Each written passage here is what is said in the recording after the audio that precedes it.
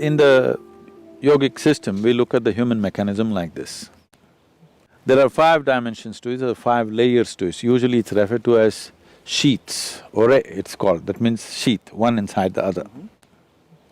One is the physical body, which is referred to as the food body, because this is essentially a heap of food that we have gathered over a period of time. The next is known as the mental body, because we ascribe intelligence to every cell in the body. There is more memory and intelligence in each molecule of DNA than you can decipher through your brain. That much of intelligence and memory is sitting right here. The third layer is called as the energy body. There are 3 fundamental aspects to it, but it's the first 2 which normally are experienced by most people, the right and the left, which has 36,000 on the right and 36,000 on the left, pathways or channels, which are described as nadis, which meet in 114 different major points, and these points are seen as possibilities. So, mysticism identifies these 114, the geography, the energy geography of the body, and how you could exploit this to transcend the limitations of the human mechanism. Now, the 4th layer is called as Vijnanamaya Kosha. What the word Vijnana means is, it is coming from 2 different words, Vishesh, Gyan. Gyan means knowing or knowledge. Vishesh means an extraordinary way of knowing. So whatever you cannot perceive through 5 senses, if you perceive that, then that is called as Vishesh Gyan or extraordinary knowledge. So, we are talking about a transitory dimension which is transiting from physical to non-physical. So, the 5th dimension, this is in whatever in the New Age language in America, they're saying this is etheric body. It's not an appropriate description, it is a transitory state where physical is fading out into non-physical nature. The 5th dimension is referred to as Anandamaya Kosha, which literally translates as bliss body. This does not mean there's a bubble of bliss or something inside. It is purely non-physical in nature. Because it is non-physical, we do not know how to define or describe it. There is no definition to it, there is no description to it. We're only talking about it from our experience. Whenever we touch it, we feel blissed out.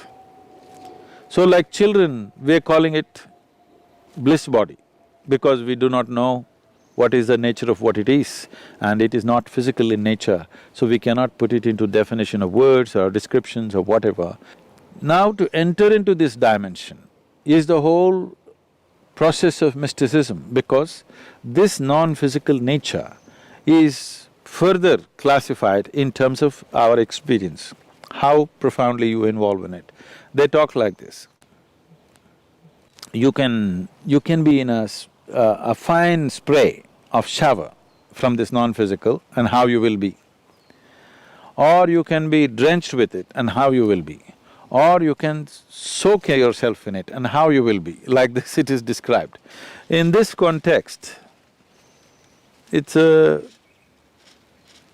here I have to surrender my logic a little bit because that's how far my logic will go.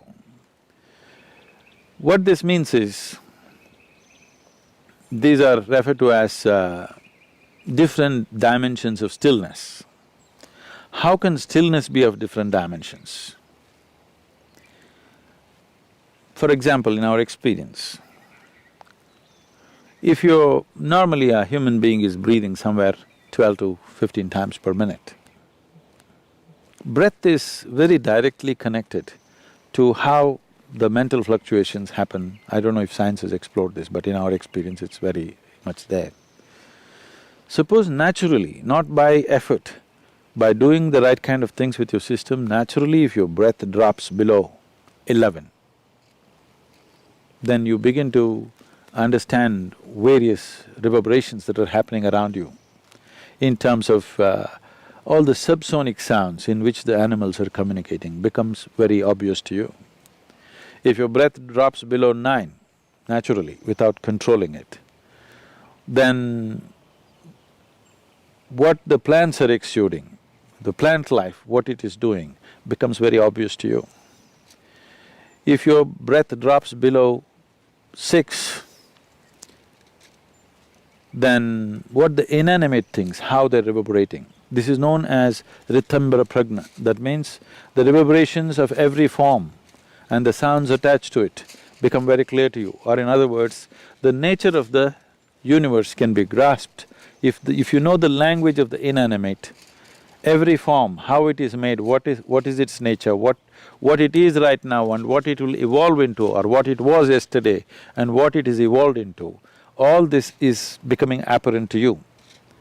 As the concerns of survival recede, human beings will naturally evolve into perceiving higher things.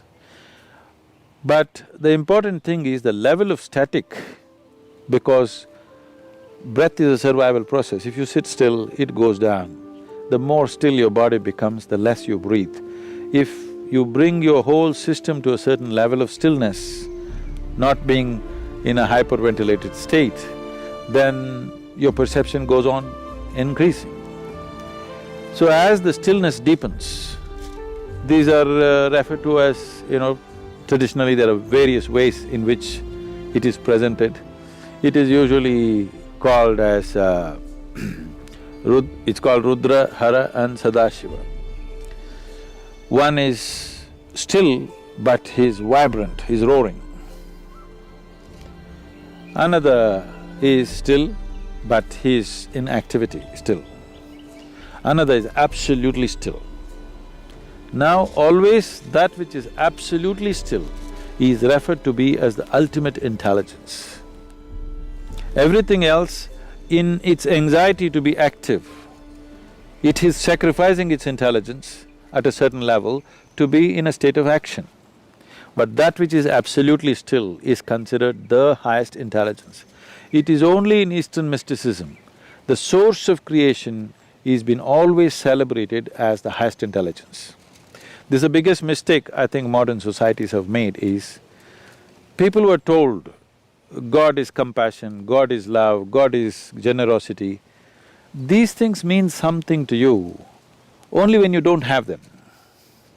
If you're not loved, you will look up, God should love you. If you're not fed well, you want a generous God.